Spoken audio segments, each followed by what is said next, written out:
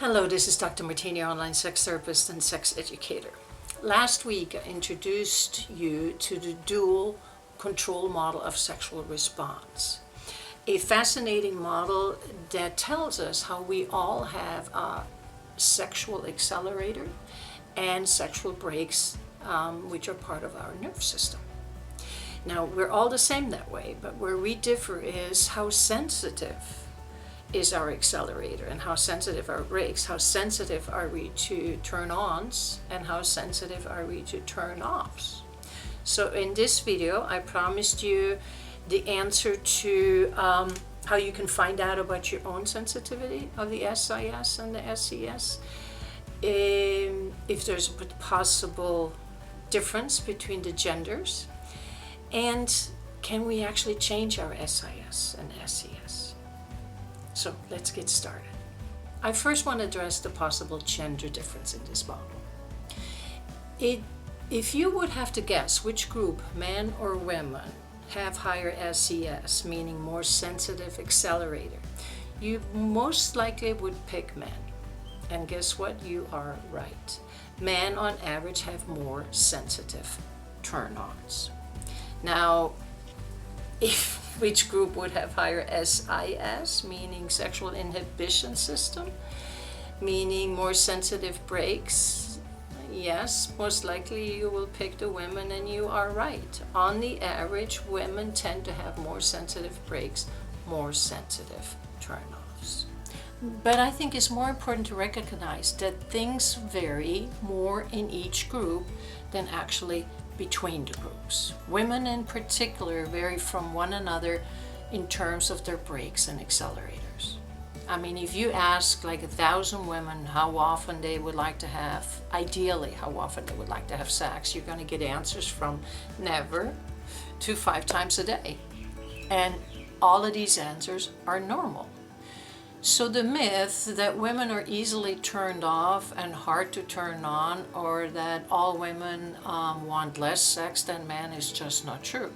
What is true is that for most people, arousal depends as much on the context as it is on brain mechanism.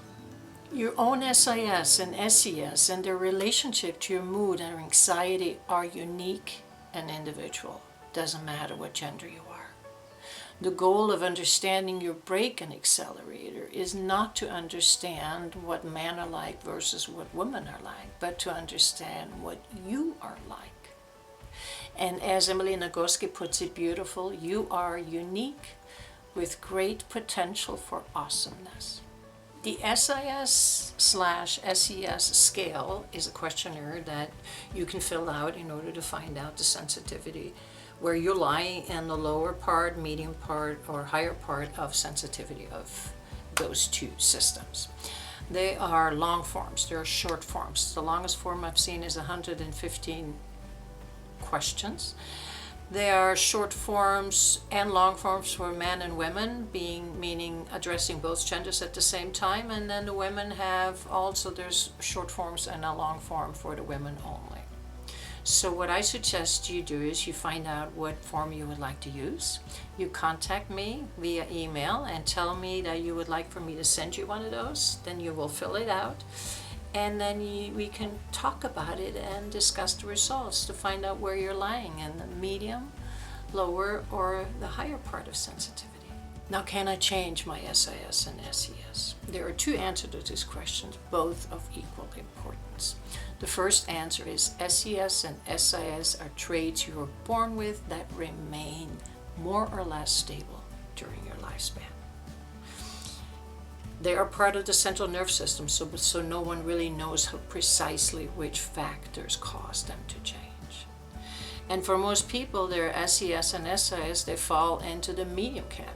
70% of all women who have been in a study are falling into that, me included, which means not overly sensitive or problematically insensitive. So there's really no change, or a change is really not desirable.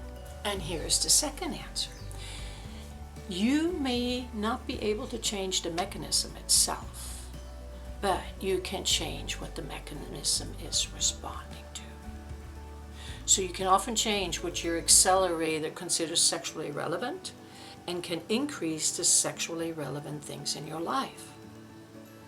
You can often change what your brake considers a potential threat, and you can undoubtedly reduce threats like, unwanted pregnancy, STIs, stress, and so on.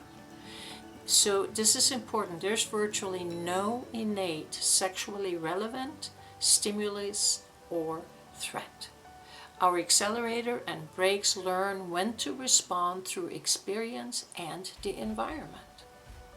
So your brain learns to associate particular stimuli with arousal and inhibition.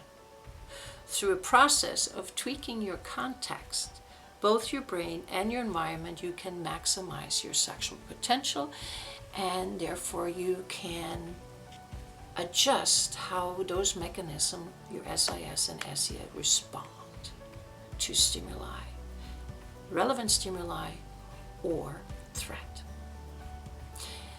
This is why I want to bring you these sex education videos. I want to help you optimize your sexuality, and I want to help you have healing sexual experiences. So I'm looking forward to hear from you with a request for your personal questionnaire and with a discussion that we will have afterwards. Thank you so much, and you have a great